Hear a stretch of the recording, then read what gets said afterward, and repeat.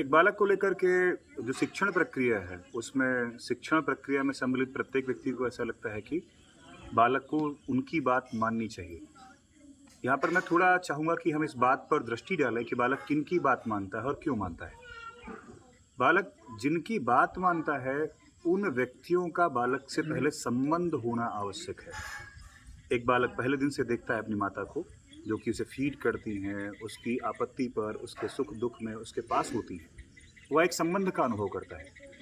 जब वह एक संबंध का अनुभव करता है, उस संबंध के स्तर के अनुसार वह उनकी बातें, उनके निर्देश मानना प्रारंभ करता है। इसके पश्चात वह अन्य संबंधों से परिचित होता है, जिसमें पिता, मौसी, मामा, चाचा आदि भी आते हैं। उनसे बात करता है, उन्हें देखता है, उनके भाव को अपने लिए हितकारी समझता है।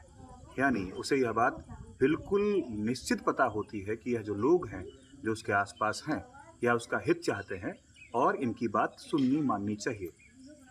इस सामान्य दृष्टि से हमें समझ आता है कि बालक किसकी बात माननी है और क्यों माननी है, यह बात भली-भाँति समझता है। इसके पश्चात वह एक ऐसे स्थान पर प्रवेश करता है जहाँ पर उसे कुछ सिखाया जाना है।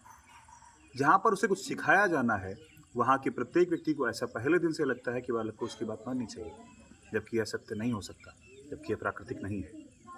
प्राकृतिक यह होगा कि बालक से प्रारंभ के कुछ माह संबंध विकसित किया जाए, उसे ऐसा भाव प्रकट किया जाए कि वहाँ पर जो भी लोग स्थित हैं, वह उसे प्रेम करते हैं, उसका हित चाहते हैं और वह जो बताते हैं, वह उसके हित के लिए है, उसके कल्याण के लिए है।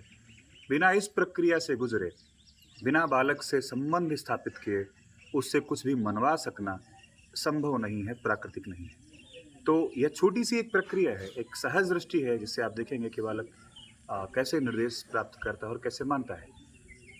मात्र इतने भर से ही बहुत सारा घर्षण जो कि शिक्षण के दौरान घटित होता है, वह नहीं होगा। हम गुरुकुल में किसी भी बालक के प्रवेश के पश्चात अगले कुछ महीनों तक बालक के साथ मात्र संबंध स्थापित करते हैं। उससे पर्याप्त संवाद करते हैं, उसकी बातों को सुनते हैं, उसके विचारों को प्रकट करने का स्पेस देते हैं। उसे ऐसा अनुभव कराते हैं कि वह यहाँ पर सुरक्षित है, अपनी बातों को वह कह सकता है और उसकी बातों पर कोई उसे जज नहीं करेगा या उन बातों से उसे कोई अक्षम नहीं मानेगा। इस सेफ्टी के साथ, इस सुरक्षा के बोध के साथ ही वह अपने आप को प्रकट कर पाता है और फिर हमारे निर्देशों को आगे समय में ग्रहण करता है और उन्हें मानता है। इस प्रक्रिया से बचकर, इस प्रक्रिया से बचते हुए कोई भी ऐसा शिक्षण तंत्र नहीं है, जो बालक में कुछ गंभीर निर्माण कर पाएगा।